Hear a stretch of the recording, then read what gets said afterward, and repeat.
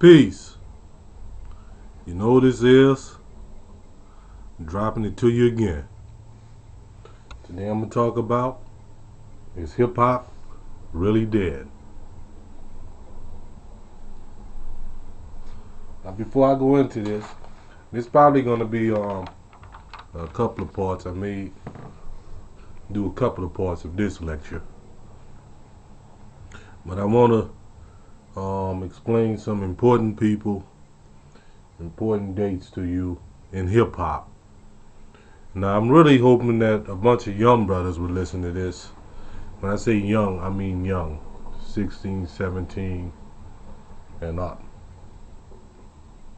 Because, I'm sick and tired of motherfuckers and shit talking about, these young brothers and shit don't know about hip hop, and they don't.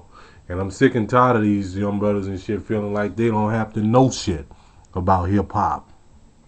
Yet they want to be rappers and shit. It's like motherfucking Miles Davis saying that he want to play the trumpet, yet he don't want to know shit about Louis Armstrong or Dizzy Gillespie or somebody like that. It's just ludicrous. It makes no motherfucking sense. So, on that note, right, we have Kool Herc. He was brought up in the Bronx. He's from the Bronx. You understand? This man is the man that is credited as being the founding father of hip hop. He was a very popular DJ in the late 1970s in, like I told you before, in the Bronx, New York. In 1979, this is a very significant date in hip hop because this is the first time that we hear a hip hop record from a group by the name of the Sugar Hill Gang. Okay, in 1982, this is significant because Grandmaster Melly Mel of Grandmaster Flash and the Furious Five does a song called The Message. This is the first time that we hear any social consciousness in hip hop. In 1988, Public Enemy comes up. Well, actually, it came in 1986 with an album called Yo Bum Rush the Show. But I want to focus more on 1988 because this is the time when they put out an album called It Takes a Nation of Millions to Hold Us Back. Also, we see the emergence of NWA. In 1989, KRS-One puts out an album called The Blueprint of Hip Hop, which spawns a song called Why Is That? Well, wait a minute. Let me go back to 1988 also, right? In 1988, Public Enemy, like I told you, they put out an album called It Takes a Nation of Millions to Hold Us Back. They put out an album, and on this album, they have songs like Night of the Living Bassheads, Bring the Noise, Don't Believe the Hype, and a song called Prophets of Rage. Now, Night of the Living Bassheads is a song that openly tells us that, hey, look, there's an epidemic that's going on inside the community called crack. This is the first time that anybody socially draws any awareness to the crack epidemic. And Don't Believe the Hype, this is the first time that we hear a hip-hop artist tell you, hey, look, do not trust in what people are telling you in the media, that the media lies on black folks. Then there's the Prophets of Rage. When this is the first time that we are hearing anybody talking about in the hip hop songs, Minister Louis Farrakhan. Go back to NWA in 1988. This is the first time that we hearing anybody openly challenging the police.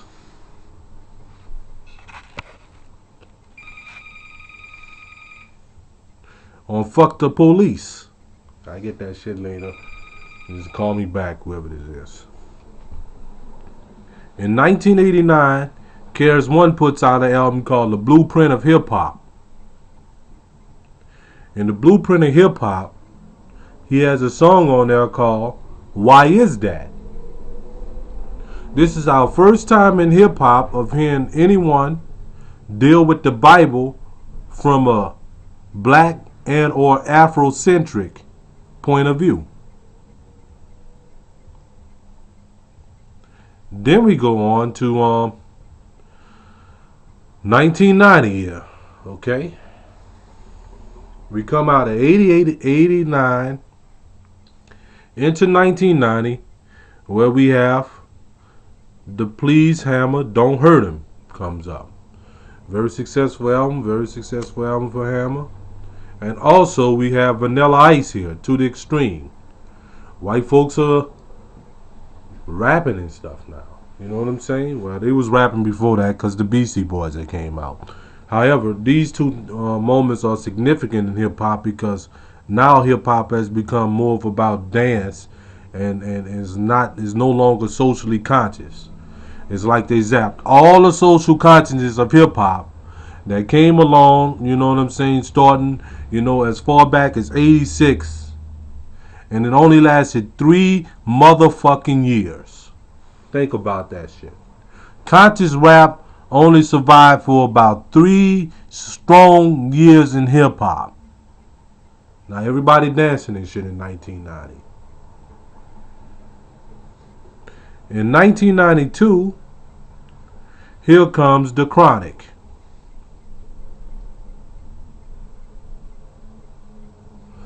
Hugely successful album and very influential.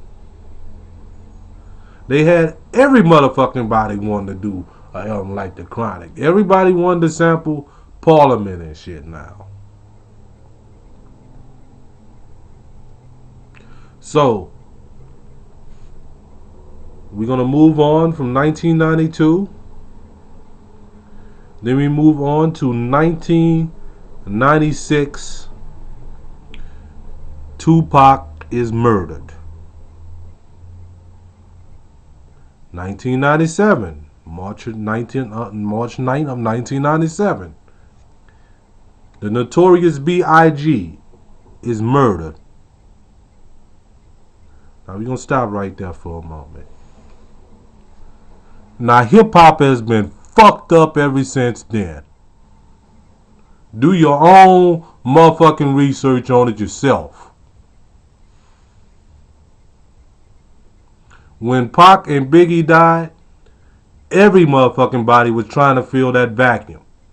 Damn near every rapper you seen came out wanted to be like Pac or wanted to be like Biggie. They didn't move on, and they kept on trying to be like these guys, and the music got regressive. It wasn't progressive any longer.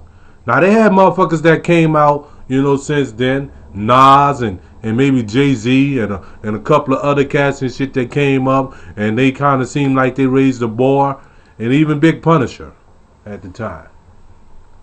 But for the most part, rap music had turned to that. Now let me understand something to you, right? You know what I'm saying? When we say is hip-hop dead, you know what I'm saying? Hip-hop embodies more than just rap music. And I want to focus on rap music. You know, and this mostly going to be on rap music due to the standpoint that rap music is really the focal point and it's the voice of hip-hop. So that's why I'm going to really focus more on it. And to all you silly-minded motherfuckers that don't know what hip-hop consists of, you know what I'm saying? It consists of DJing, graffiti art, rapping or MCing, breakdancing, and also an element they call B-boys and B-girls, people that just, you know, love the culture and love listening to beats and beat breaks and things of that motherfucking nature. And it's ridiculous that I got to still fucking explain this to motherfuckers and shit right now in 2008. And on that note, I'm running out of time. I teach and I don't preach. See me on part 2 of this. Peace.